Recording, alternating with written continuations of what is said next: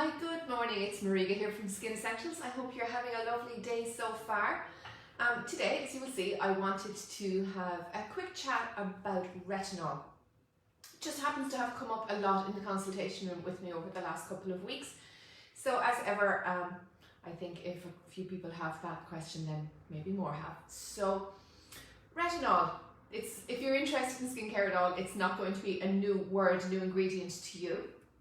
But you may see it or hear it or read it as vitamin A, retinol, retinaldahyde, retinol acetate, retinol palmitate, retinol esters. All of these things are basically referring to a similar, so a derivative of vitamin A, which is touted as, you know, the magic bullet for anti-aging skincare. So that is the first thing that I wanted to address.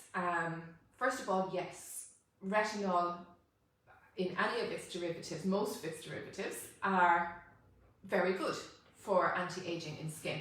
The way retinoids work is they normalize cellular differentiation and proliferation. So what that means is that it normalizes the whole process by which skin cells are formed, mature, and eventually fall off. So any of the retinoids play a big part in that. And the better that process happens, the better, the stronger your skin looks and is. However, you can't just use one thing. And I always say, it would be like saying, yes, well, vitamin C is very good for you, but if you only ate oranges, you're going to get malnourished. And it's the same when we think about skincare.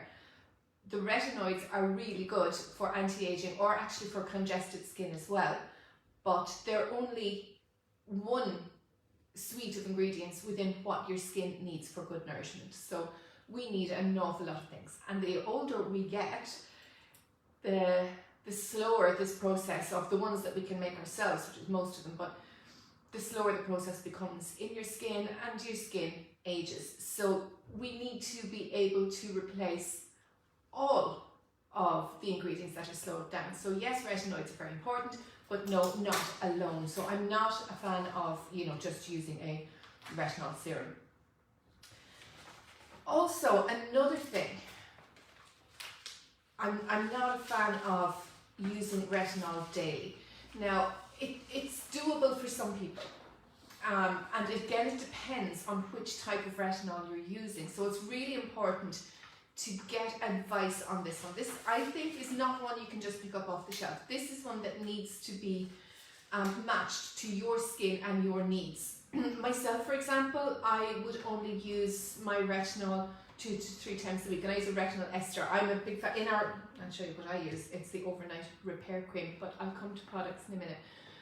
But in our products in the Skin Essentials range, we use low concentrations of retinal ester to get the same results in a much more gentle and skin supportive and skin friendly manner. Because overuse, and I know a lot of you will be familiar with this, overuse is going to bring dry, tight and flaking skin. So very important to get the right one for your skin type, for your skin needs, you know, to match up with the goal that you're heading towards.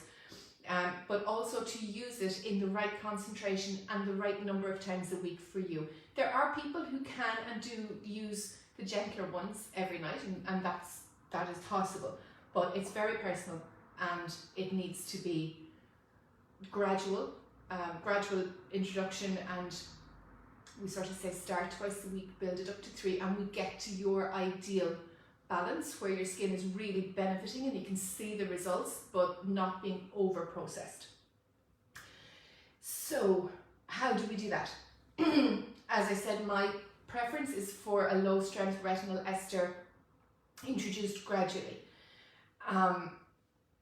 For me, two ways. I use the overnight, a lot of the time I use the overnight repair cream. So what goes on with this big huge old tub of fabulousness is not just your retinal ester, but it's also all of the other ingredients, so your skin nutrients and antioxidants that also have slowed down. Because if you're just using retinol on its own, any of the retinol derivatives, you're just going to end up possibly with dry, flaky, sore skin that is still malnourished. Even though vitamin A is great for it, it's still malnourished because you need everything else as well. So that is one option from ourselves, and that is, like I said, I use this 2 to 3 times a week. I do have clients that can use it 7 nights a week. And I can give you an example, but you know, this really does have to be personal, so don't just run with, oh, that sounds like me, and do the same thing. People who have had a lot of sun exposure over the years, whose skin is a bit thickened and more resistant to topicals, would be an example of people that can use that 7 nights a week. So the other way to get it into your routine is a serum. So this penetrates more quickly. So again, for different skin types, even though my skin tends to dryness, I can still use this. I'm using either or at any given time. This goes under. So if you tend to a drier skin, you can still use this, but this goes under your moisturizer, your night cream, because retinols are always used at night. And by the way, just a quick note, you don't use these together, it's one or the other, so you don't layer that onto that. And that's another thing I think about picking up retinoids off the shelf, is that when you do that, if you're at a pharmacy or whatever, and you buy whatever, it's very important that you're not actually layering that with another cream that you have at home that may also have a retinoid in it. More is not better, so if that was the idea, then no. But also you may not even realise or remember that the cream you're already using has a retinoid in it, and you layer a retinol or retinoid serum, and you know, your skin will probably go a little bit haywire. So while I love vitamin A, retinoids, and yes, they should be in almost everybody's nighttime routine, it is really, really important to get them matched and recommended for your skin, as in which type to use and how often. Another thing about retinol is there is also retinol. It is a prescription strength. So I know that some of you may be familiar with that, or they may be using a prescription strength from a dermatologist.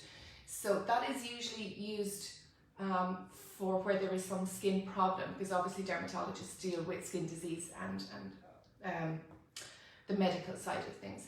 So tretinoin, yes, you may have heard of it on prescription. It's an awful lot stronger and has to be used with supervision.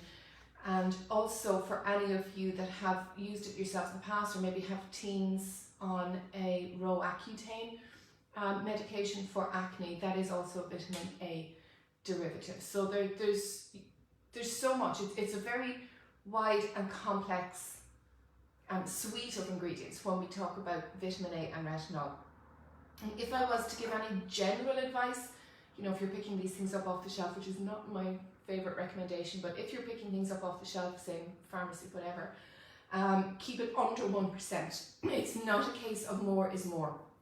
0.75 is actually what we use in our products, and that is plenty strong enough to gradually get your skin to where you want it. And where you will get your skin to, if you are using the retinoid appropriately for you, is brighter, reduction in congestion, if that is a thing with you, because it does help to normalize what's going on in the pores. It is, I have seen, and I know it depends, it always depends on yourself. I have seen it actually reduce the appearance of lines without any other intervention, just getting the appropriate retinoid. But I like to call it the pause button. So what you can expect is that it's to really slow down the process, the formation and the deepening of current lines and the formation of new ones. So that is what we are aiming for. Sometimes, depending on yourself and how your skin is and your general health, it can actually, in and of itself, reduce those.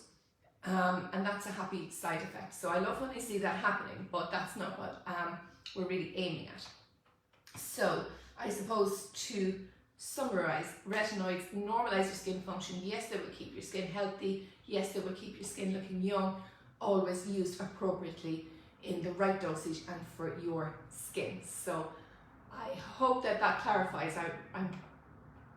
I was trying to clarify it, not overcomplicate it. So let me know if that brought up even more questions, or if that did help you to understand using retinoids in your own skincare. And as always, we are here for any questions that you have on retinoids or on anything else. You can give us a call or drop us a message, and we will be happy to help.